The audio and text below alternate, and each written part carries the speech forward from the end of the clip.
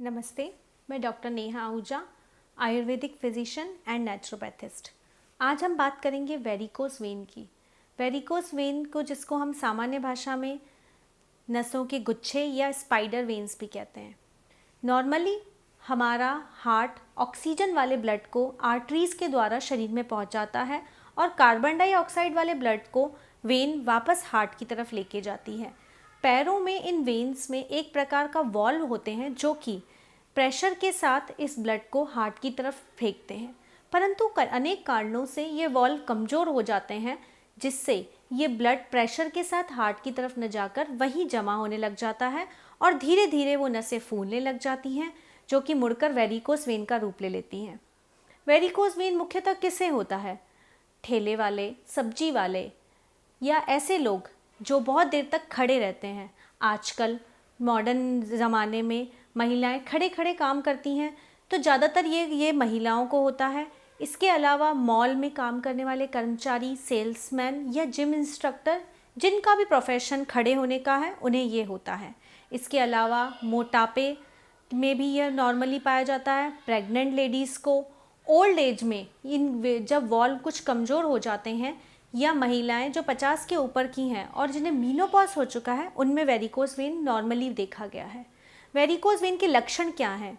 सामान्यतः स्टार्टिंग में हमारी नसें फूलने लगती हैं, तब कोई भी सिम्टम नज़र नहीं आता, परंतु कुछ समय बाद टखने पर सूजन आ जाती है, टखने में पेन होने लगता है।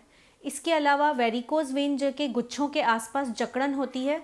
व्यक्ति को खड़े होने के 2 से 3 घंटे बाद, लगातार खड़े होने के बाद, उसे एक तरह का पैर भारी फील होता है। इसके अलावा वहाँ की त्वचा कुछ काली सी हो जाती है, खून जम जाता है, उसमें हल्की हल्की खुजली भी शुरू होती है, कई बार जलन भी होती है, कई बार उसमें एक घाव सा भी दिखने लग जाता है। यदि इसे और अवॉइड किया जाए तो जांघों के आसपास नसों के गुच्छों के बड़े बड़े बल्ब्स बन जाते हैं, जो कि यदि उनको वो फूट जाएं तो उनमें से नॉन स्टॉप ब्लीडिंग भी हो सकती है। इसके अलावा टखने पर पानी भरने के कारण, उसमें सेकेंडरी इन्फेक्शन होने के कारण पस भी भर जाता है, जो कि वेरिकोस वेन का एक कॉम्प्लेक्स है। इसके अलावा वेरिकोस वेन के लिए हम जब डॉक्टर के पास जाते हैं तो हमें या तो स्टॉकिंग्स की सलाह देते हैं या सर्जरी की। स्टॉकिंग्स उसमें अच्छा काम करते हैं, परंतु सर्जरी पर जाने से पहले आयुर्वेदिक चिकित्सा ज़रूर अपनानी चाहिए।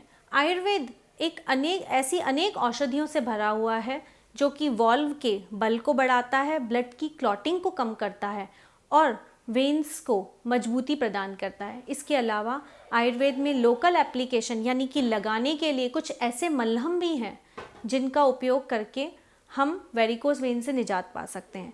इसके अलावा वज़न को कंट्रोल करने की कोशिश करें। प्रेग्नेंट लेडीज़ कम से कम खड़ा होने की कोशिश करें। जिन्हें वेरिकोस वेन हो गया है, वो थोड़ी थोड़ी देर काम करके बैठने की कोशिश करें, तो आपको वेरिकोस वेन से जल्दी ही मुक्ति मिल जाएगी।